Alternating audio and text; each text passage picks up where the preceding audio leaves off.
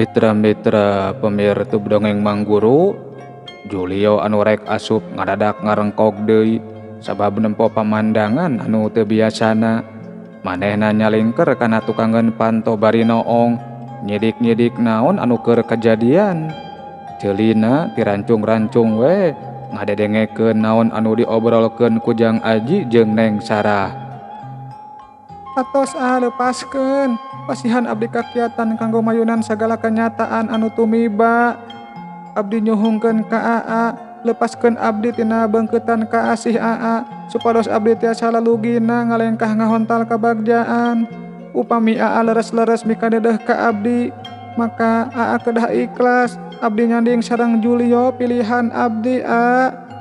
Cek Neng Sarah bari lalaunan ngalesotkeun rangkulan Jang Aji. Tapi Neng, apan urang kantos sapatemon, kumaha AA kedah mempertanggungjawabkeun kana kalakuan AA kasalira? Atos teu kedah dibahas deui perkawis kejantenan eta mah, sanes mung lepat ti AA, tapi lepat urang duaan. AA ge terang pan eta teh dosa ageung, janten ulah bade ditambihan deui ku dosa urang anu terus ngajalankeun hubungan anu kalintang di pahingna.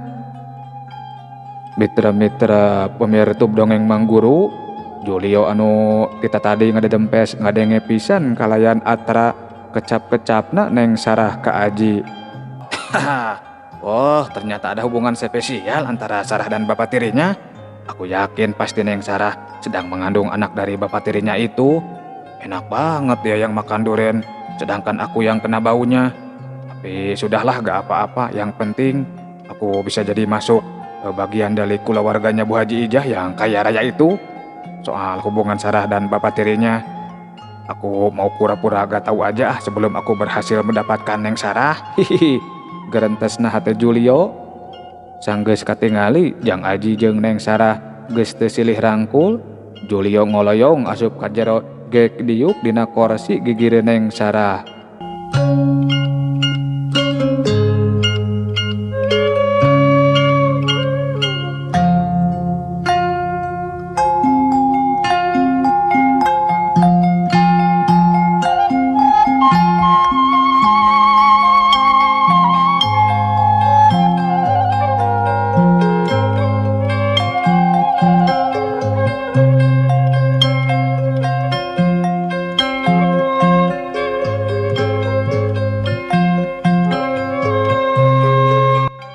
Keur kitu, tarajo dokter asupikeun mariksa kaayaan Aji.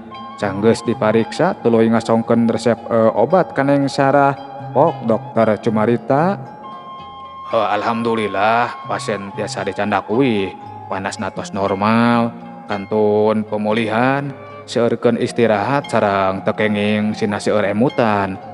Mangga ibu rengsekeun administrasina, abdi saja permios. Cek dokter bari manggut satuluyna ngaleos ninggalkeun ruangan. Mitra-mitra pemirsa dongeng Mang Guru, tetalangke Neng Sarah langsung ngurus-ngurus administrasina. Sanggeus beres mah tuluy kaluar muru mobil anu diparkir di halaman rumah sakit. Julio anu nyetiran, ari Neng Sarah mah diuk di gigireun Julio. Ari Jang Aji manehna mah diuk di tukang. Nguhkul bari paroman alum ngemuka bingung.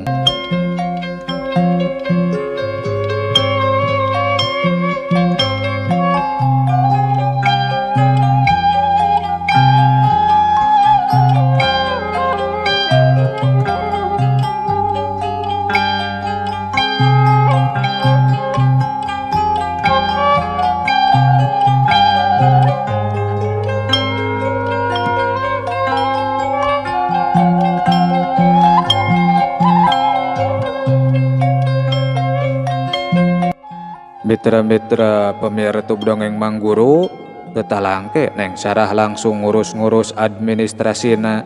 Sanggeus beres mah tuluy keluar muru mobil anu diparkir di halaman rumah sakit. Julio anu nyetiran, ari Neng Sarah diuk digigireun Julio, ari Jang Aji mah diuk di tukang nguhkul bari paroman alum ngemuka bingung. Teka catur di jalana, mobil Neng Sarah anyog kaburuan. Anu tiluan jerat jerut tarurun dibagiakeun ku Bu Ijah jeung Kang Maman anu geus mapag ngajanteng euna lawang.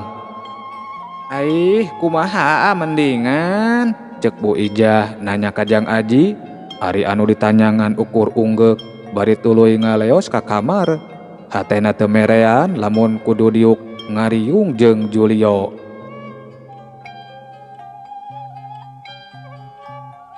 Sok Jang calik heula, urang ngopi, bari ngobrol di lebat cek Kang Maman ka Julio. "Haha, mangga Kang, mangga," tembal Julio.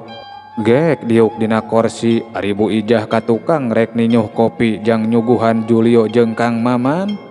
Ari Neng Sarah mah langsung ngagolehe dina sofa bangun anu lungse. Sanggeus rengsek ngobrol ngaler ngidul, Julio amitan rek mulang. Manehna janji minggu hareup rek datang deui jeung bibina bari nangtukeun poena ngaresmikeun jeung Sarah. "Neng, anterkeun heula atuh Jang Juliona," cek Bu Ijah ka Neng Sarah. Miwarang Mang Jaja we, Bu. Neng mah teu kieu atuh lalungse hoyong istirahat," jawab Neng Sarah bari anger ngagoler. Nya geus atuh, sok istirahatkeun di kamar. Keun we ibu rek nitah Mang Jaja, tembal Bu Ijah kituna teh bari ngaleos. "Haha, hei cantik, saya pamitnya. Besok rek ka kampus tawa moal." "Duh Kak, kumaha besok we lihat situasi heula." "Ya udah atuh ya, saya pulang dulunya." "Nya sok." Geus pamit mah leos we Julio kaluar. Neng Sarah oge ngoloyong ka kamar rek istirahat. Sabab awakna karasa lungse jeung lalieur.